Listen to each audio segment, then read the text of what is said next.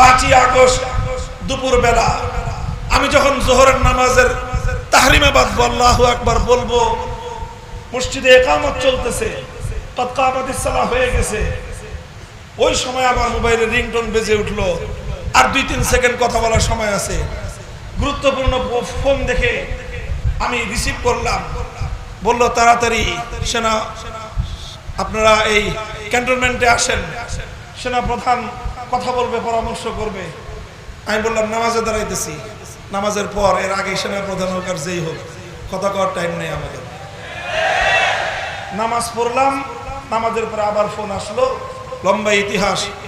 বলল তাড়াতাড়ি আসেন, আপনাদের সাথে পরামর্শ ক্রমে দেশের এই অচল অবস্থা নিরসনে মাননীয় সেনা প্রধান তিনি ব্যবস্থা গ্রহণ করবেন। গেলাম ঢাকা সেনানিবাসে সেনা সদরে, সেনা কর্মকর্তার যে অফিস, সেনা প্রধানের যে অফিস, সেখানে গেলাম। সেখান থেকে কাজ সারতে সারতে আসরের নামাজ হয়ে গেছে। তিনি সেনা প্রধান জাতির উদ্দেশ্যে ভাষণ দিলেন। স্বৈরাচারী সেই জালিম ফ্যাসিবাদ পদত্যাগ করেছেন এবং দেশ একটি সুন্দর ভবিষ্যতের দিকে অগ্রসর হবে। আমরা রওনা করলাম সেনা সদরের অফিস থেকে বঙ্গভবনের উদ্দেশ্যে। ঢাকার সেনানিবাস থেকে মাত্র বের হয়েছি। এই জাহাঙ্গীর গেট বলে, জাহাঙ্গীর গেট থেকে বিজয় সরণি, মধ্যখানে প্রধানমন্ত্রীর কার্যালয়। খুব বেশি হলে আধা কিলোমিটার বা 1 কিলোমিটার হবে। এই 1 কিলোমিটার পথ চলতে চলতে যখন আমরা এই বিজয় সরণিতে এসে পৌঁছলাম, সেই বিজয় সরণিতে সেনাবাহিনীর তত্ত্বাবধানে বিশাল এক মূর্তি তৈরি করা ছিল। বিশাল মূর্তি, মাথা উঁচু করে তাকাইতে গেলে টুপি পরে যাওয়ার অবস্থা। এত উঁচা মূর্তি, এত বড় দেবতা, হুবলের চেয়েও বড়। এই মূর্তি এত শক্তিশালী, মজবুত ভাবে বানিয়েছে। কিন্তু কোত্থেকে যেন মুসলমানদের সৈনিক দল এসে ওখানে হাজির, হাতুড়ি, বাটাল, শাবল যা যা আছে সব এনে এই মূর্তির কেউ ঠ্যাং ভাঙা শুরু করছে, কেউ ঘাড়ের মধ্যে বাড়ি দেওয়া শুরু করেছে। ঘাড়ের মধ্যে আবার গলার মধ্যে দেখি এক দল এসে রশি বাঁধছে। আশ্চর্যান্বিত হয়ে গেলাম যে সেনা প্রধানের অফিস থেকে বের হয়ে 2 কিলোমিটার রাস্তা আমরা এই বিজয় সরণি পর্যন্ত এসে পৌঁছতে পারলাম না। এই সকল মানুষগুলো কোত্থেকে আসলো?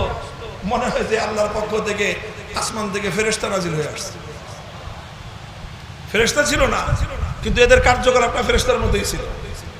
এরা ওই কাজই করেছে যে এই কাজ আল্লাহর ফেরেশতারা এসে করে। এইভাবে ভাঙতেছে মূর্তি। কিছুক্ষণ পরে দেখলাম ইয়া মোটা রশি নিয়ে আসছে, চিকন রশি দিয়ে গলায় পেঁচায় মানায় না। এটাকে এত বড় দেবতা, এই দেবতার গলায় পাতলা রশি মানায় না, ইয়া মোটা রশি বানায় নিয়ে আসছে।